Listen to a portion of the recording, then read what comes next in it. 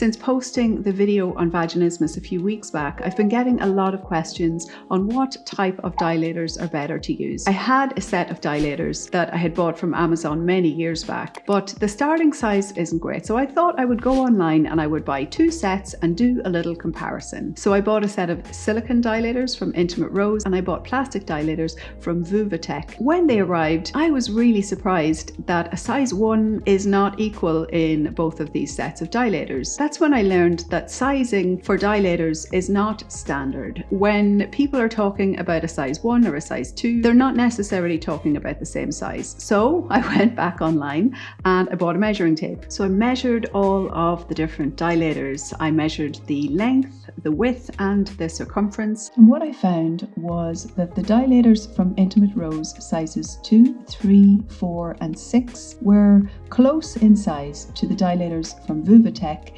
sizes 1, 2, 3, and 4. But when it came to size 7 of Intimate Rose and size 5 from VuvaTech, these dilators were exactly the same size. The only difference was the little handle at the base. When it comes to the materials used in these products, they're both medical grade. So it's medical grade silicone in the silicone dilators and medical grade plastic in the plastic dilators. Obviously you have some flexibility in the silicone dilators that you don't have in the plastic dilators. And the plastic ones can be a little bit colder, but of course you can warm them up before you use them. With all of these dilators, you do have to wash them both before and after use. So I tried both sets of dilators. I can't say that I have an exact preference. They both have pros and cons. The silicone ones, I liked the little bit of flexibility that they had. I liked the softness. It was a little frustrating that fluff got stuck to them, but of course because you wash them before and after, that is kind of a moot point. They're very easy to use. The handle is good to hold, although they do actually have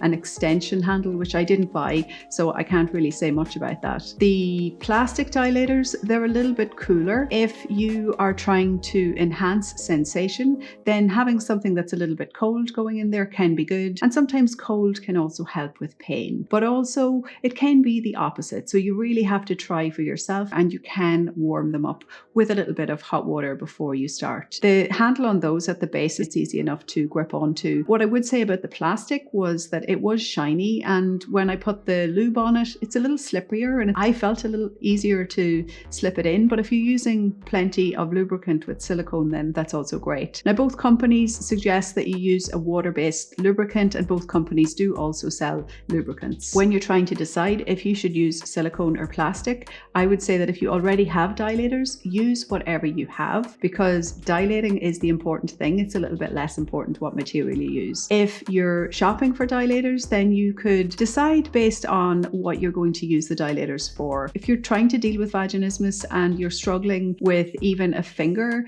then it can be good to buy the dilators that have the smaller size. If you have dyspareunia or you're dealing with some other issue of sensitivity, then using a colder plastic dilator may be helpful. When you buy the full set of Intimate Rose dilators, they come in 2 different boxes. The dilators come with a little velvet bag to store them. And if you buy the VuvaTech dilators, they come in a little zippy bag, and you also get 2 sachets of lubricant with those.